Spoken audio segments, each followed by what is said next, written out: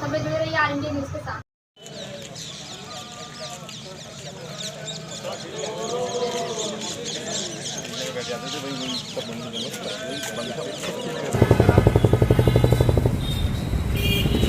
जल है तो जीवन है, जल है तो जीवन है, जल ही जीवन है, जल ही जीवन है, जल ही जीवन है, जल है तो जल है तो जल है, जल है तो एक फोटो क्या होगा रास्ता जाम हो जाएगा। मैं वैसे रह दूंगा ना, थोड़े हो जाओ आप लोग, मैं भी खड़ी हूँ। चलो इधर खड़ी हो ना। जल है तो जल है, जल है तो जल है, रुक जाओ, जल ही जीवन है, अब बोलो। जल ही जीवन है, जल ही जीवन है, जल है तो जल है, जल है तो जल को बनाया नहीं जा सकता, जल को बनाया नहीं जा सकता, जल है जल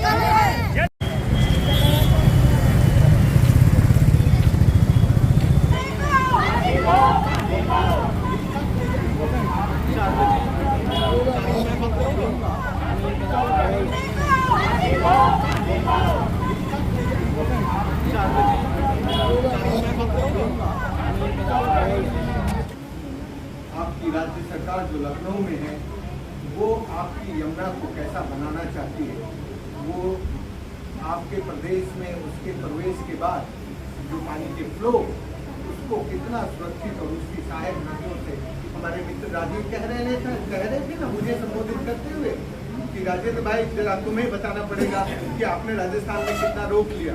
मैंने उनको बड़ी ईमानदारी से कहा कि हाँ राजस्थान में तुम्हारा पानी रुका है, पर तुम अपनी सरकार के साथ बैठ के तय करो कि आपकी सरकार का कौन। इस अदालत से मेरी गुहार है, तो मैंने भी आज की अदालत में गुहार की थी, उन्होंने इसको नोटिस में लेके इस पर अपना कुछ वो नहीं दिया। नहीं तो मैं जब बोल रहा था मैंने ये बात कही थी कि भाई आइडेंटिफिकेशन डिमार्केशन नोटिफिकेशन कराना चाहिए आगरा की वाटर बॉडीज का।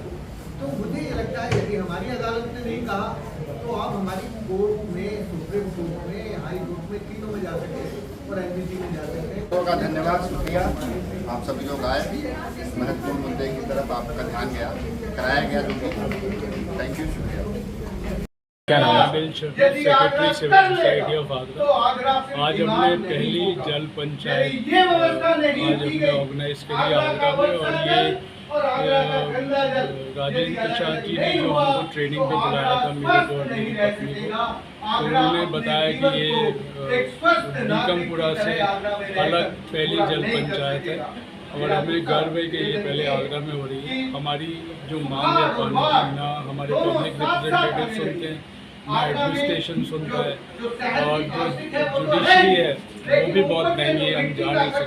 तो हमने ये प्लान किया है कि जो अपने मुद्दे हैं उनको ऐसी जल पंचायत ऑर्गेनाइज करके हम आगरा में अलग अलग करेंगे और ये मुद्दा उठाएंगे, और हम जो डिसीजन होगा पंचों का वो हम पब्लिक रिप्रेजेंटेटिव्स और एडमिनिस्ट्रेशन और एक तरुण भारत संघ को भेजेंगे। जो तरुण भारत संघ जो 2 अक्टूबर को जो प्लान कर रहा है नेशनल जल पंचायत दिल्ली में, उसमें हमारे मुद्दे उठाए जाएँ। कहाँ से लोग इसमें शामिल?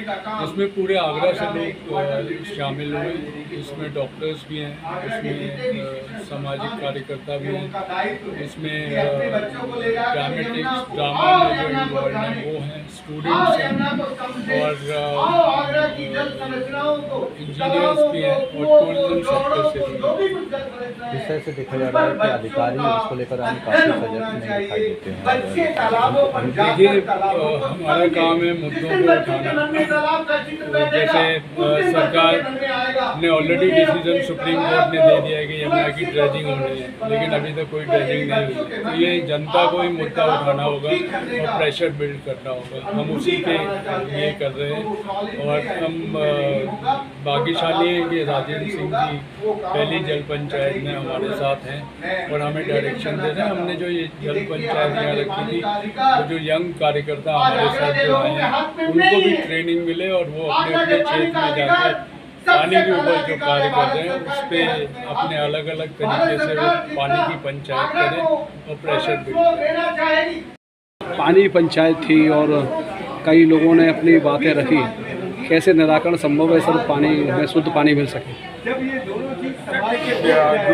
बात समझ में आई है कि प्रॉब्लम तो गंभीर है, तो इसमें मोस्ट इम्पोर्टेंट चीज़ ये कि जब तक समाज इसमें साथ नहीं देगा तब तक चीज़ नहीं होगी। तो डिस्चार्ज और रिचार्ज इम्पोर्टेंट है, इसकी अवेयरनेस स्कूलों में, बच्चों में, जनसंख्या में ज़रूरी है कि कितना पानी हम इफेक्टिवली यूज़ करें, वेस्ट नहीं करें और रिचार्ज कैसे करें नीचे बॉडी को, वो सबसे इम्पोर्टेंट है। पंचायत में आप जजेस की भूमिका में थे, लोगों की बड़ी शिकायतें आई पानी की, क्या कहना चाहेंगे सर, कैसे निराकरण होगा?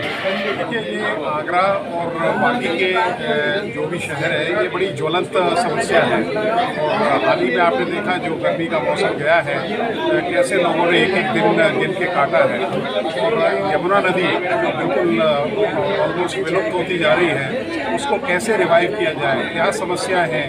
वो जो जन समुदाय यहाँ इकट्ठा हुआ था, यहाँ काफ़ी प्रबुद्ध लोग यहाँ इकट्ठे हुए थे, जल पुरुष भी राजेंद्र सिंह जी भी यहाँ थे, तो काफ़ी विषयों पे चिंता और चिंतन हुआ और इस निर्णय पे ये लिया गया कि भाई हमें जो यहाँ के मुद्दे हैं, किस तरह से पानी के सोर्स को रिवाइव किया जाए, किस तरह से पोल्यूशन को ख़त्म किया जाए, किस तरह से जो सीवेज ट्रीटमेंट प्लांट्स हैं उनको कैसे इनके साथ समन्वय किया जाए या उसके साथ जोड़ा जाए और कैसे वाटर कंजर्वेशन की जो कैंपेन है उसको लोगों में बताया जाए, क्योंकि जो चीज़ आसानी से मिल रही है हम उसकी अहमियत नहीं समझते हैं।